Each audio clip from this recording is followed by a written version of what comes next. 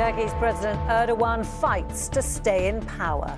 Votes are being counted in what could be a pivotal election in the country, with claims and counterclaims over who is in the lead.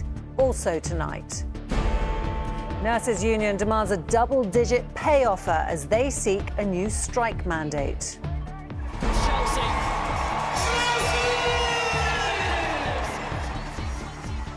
Chelsea lift the Women's FA Cup for the third time in a row, and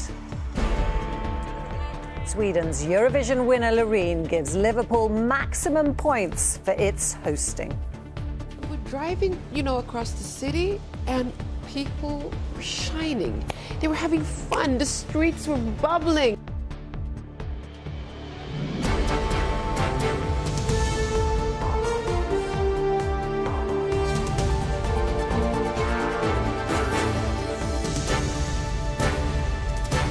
This is ITV News with Romilly Weeks. Good evening. Tonight, the fate of Turkey's President Erdogan hangs in the balance as millions of votes are counted in the country's most closely fought election in decades.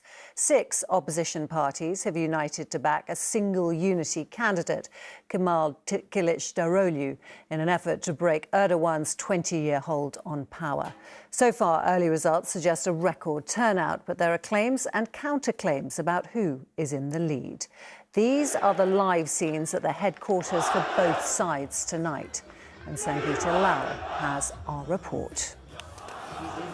The significance of this election cannot be underestimated, not just on how it defines Turkey's future, but how tonight's decision will reverberate around the world. One voter said, "We are quite excited this time. We couldn't sleep last night. We are hopeful. We believe everything will be very good." Another said, "I expect to wake up in a Turkey which is fair, beautiful and peaceful, and workers get their fair share." And one voter said, "Once people decide, everyone else should respect that. That's enough for me." Recep Tayyip Erdogan hopes this vote will secure him another 5 years in power. But critics hope against a backdrop of soaring inflation, a cost of living crisis and a history of rising opposition, surviving a failed coup in 2016, that this year will be different than any other. At the polling station earlier today, though, Erdogan reassured voters things would change. We call upon our God for the best, a better future for our country, our nation and Turkish democracy. But the man hoping to dislodge Erdogan believes the president has dismantled Turkey's democracy. And in his own presidential campaign, Kemal Kılıçdaroğlu has succeeded in uniting 6 opposition parties, now hoping to unite a country himself. With all my heart, I'm thanking everyone who came out and voted today. We all missed democracy a lot. One of Erdogan's main criticisms, not helping him gain votes in urban areas, was his response to the earthquake that devastated the country earlier this year. For many still displaced, they believe their president should have reacted quicker to avoid large-scale tragedy. In one of the country's most tightly contested elections, and a year in which the Turkish Republic marks its centenary, voters now wait to find out how their country's next 100 years begins. And Sangeeta joins me now. Sangeeta, why is this such an important election? Well, because strategically this is an important country. It's a NATO member and considers itself a bridge between the East and West. It was a key player in the war in Syria, and Erdogan has a relationship with Putin. He has, though, become a more autocratic leader, and Kemal Kılıçdaroğlu has promised to be more pro-Western. But tonight, both candidates need to clear a 50% threshold to win, and at the moment it doesn't look like either of them will be able to achieve that. And what's really significant about that is because of the turnout, which is predicted to be huge, about 90%, yet even with that turnout, the results are still so close. And it's possible that turnout is so high because he's going up against an opposition of a united 6 parties, which has never happened before. Many believe that this alliance is what could make the difference this year, but this is also a country in economic turmoil. Now, there have been some allegations tonight of delays in results being published, but both candidates have denied any foul play. So we have to see what happens over the next few hours. Fascinating. Sangeeta, thank you. The leader of the largest nursing union is calling for the government to reopen pay negotiations. The Royal College of Nursing's Pat Cullen told ITV News more money needs to be on the table to avert future strikes. The government says the deal is a good one. Our political correspondent Harry Horton has this report. After 6 months of walkouts, the Royal College of Nursing is gathering for its annual conference in Brighton, where members are considering whether to push ahead with strikes until Christmas. I hope we don't have to strike any longer. I really, really hope.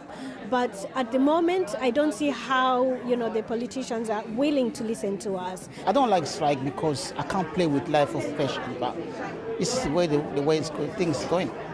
Last month, RCN members voted to reject the government's latest pay offer against the advice of their union's leader, Pat Cullen. Now, she wants to see nurses offered a double-digit pay rise. 9% has been rejected. That's been consolidated for 2 years. So it's inevitable that we need to add to that and resolve this dispute for our nursing staff.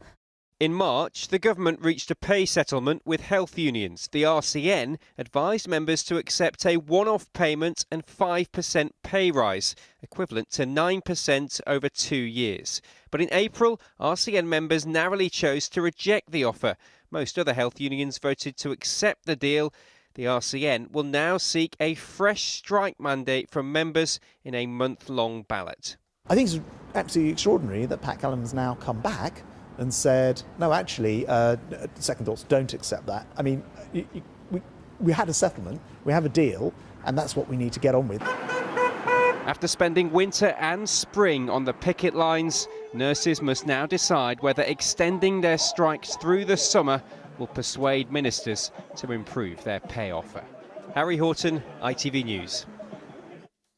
Cyclone Mocha has made landfall in Myanmar, killing at least 3 people. Winds of up to 150 miles per hour also hit Bangladesh, with thousands of refugees evacuated from the city of Cox's Bazar.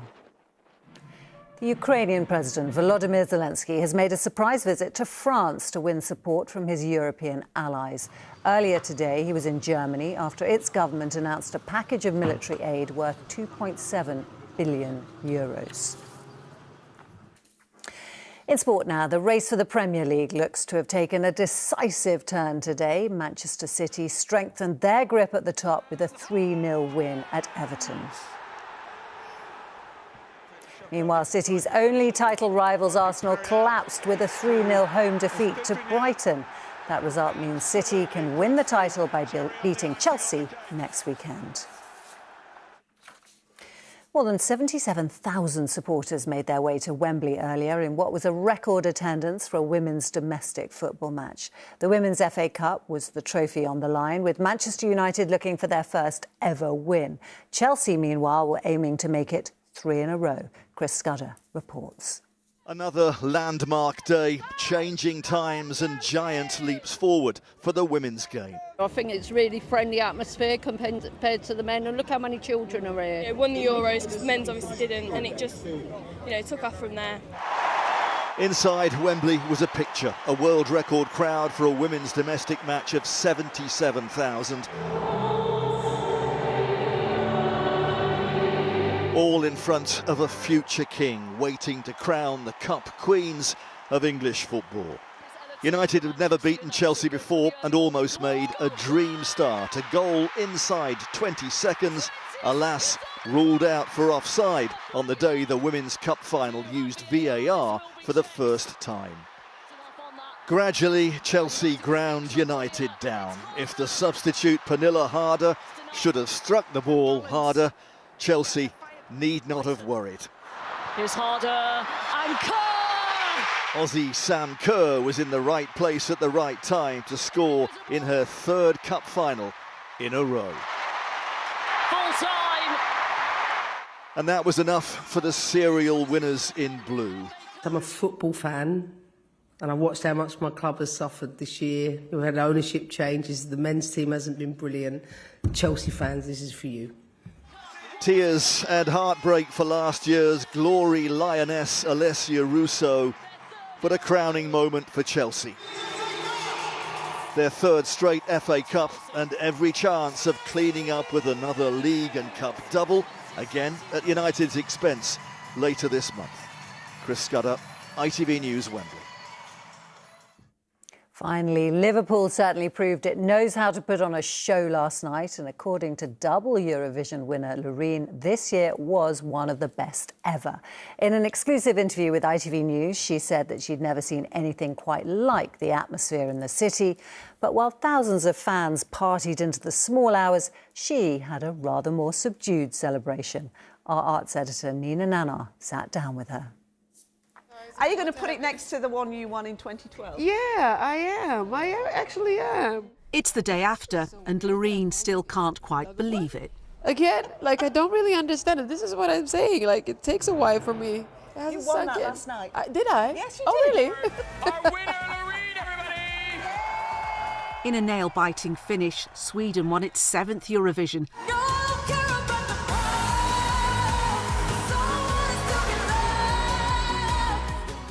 Loreen winning her 2nd as Liverpool hosted the contest in place of war-torn Ukraine.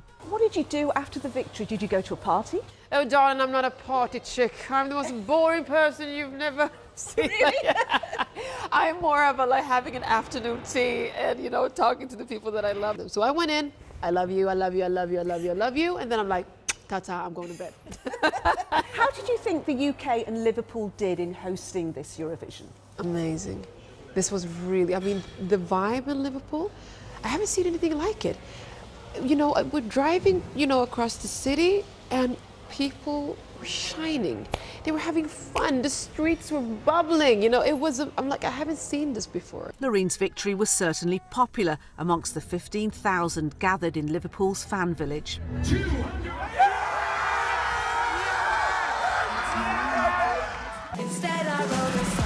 It was a disappointing night for the UK's May Muller, who came 2nd to last. But as Liverpool began its clearing up operation today, it's believed Eurovision will have boosted the local economy by around £40 million. Liverpool didn't just host the Eurovision Song Contest, it embraced every part of it. And now, as the contest moves on, its sights set on Sweden, the people of this city can certainly look back and consider this a job well done. Nina Nanar, ITV News in Liverpool. And that's it for tonight. From all the team here, goodbye.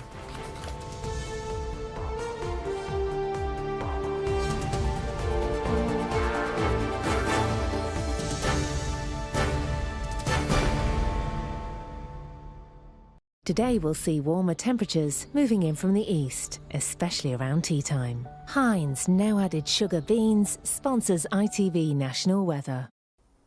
Hello, I hope you've had a lovely weekend, an unsettled end to things with a bit of rain moving in. And tomorrow, a mixture of sunny spells and scattered showers for many of us. But during the week, high pressure will build in, things tend to settle down and temperatures will get a bit of a boost in the run-up to next weekend. Back to this evening, that rain band has been pushing its way southwards and eastwards and positions itself across the southeast before dawn. Behind it, clearer skies, a touch of frost in the far north and a few showers feeding in, but mostly dry conditions as we start Monday for many parts of the country with bright or sunny weather. Showers will develop through the morning and into the afternoon. It's a mixture of sunny spells and scattered showers with early morning rain in the southeast clearing away by the afternoon. Many central parts of England, Wales and the southwest will have a relatively dry day, but for all of us it's feeling noticeably fresher, 16 or 17 Celsius at best tomorrow. Tuesday will be showery, but after that our weather tends to settle down. Good night. Heinz no added sugar beans sponsors ITV National Weather. Feels like home, whatever the weather. Valent Boilers and Heat Pumps sponsors ITV London Weekend Weather. Hello and a very good evening to you. Hope you're all keeping well. So it's a bit of a mixed start to the new working week. However, things looking more settled from Tuesday onwards, and hopefully we'll get to see a good deal of sunshine too.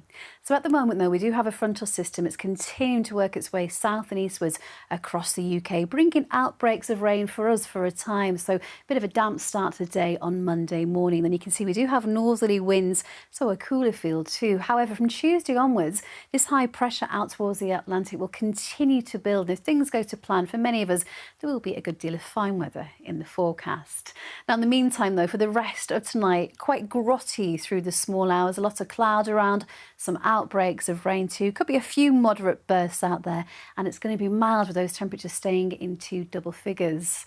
So for early risers, quite a cloudy start first thing tomorrow with some spells of rain, but quite quickly you can see it does move out of the way and brighter skies will be following in behind it. There will be a scattering of showers as we go through the afternoon, but for most of us during the day it will be largely dry, bright or sunny spells and a top temperature of around 16 or 17 degrees. And looking further ahead, the odd shower, but mostly dry and feeling a little warmer too.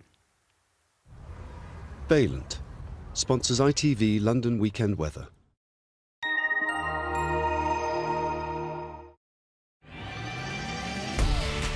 Hello, summer. Piri sponsors ITV Pollen Count. Well, if you're heading out over the next few days and sensitive to tree pollen, well, there are going to be moderate traces of it on Monday and indeed on Tuesday and Wednesday. That's all from me. I'll see you tomorrow. Bye-bye.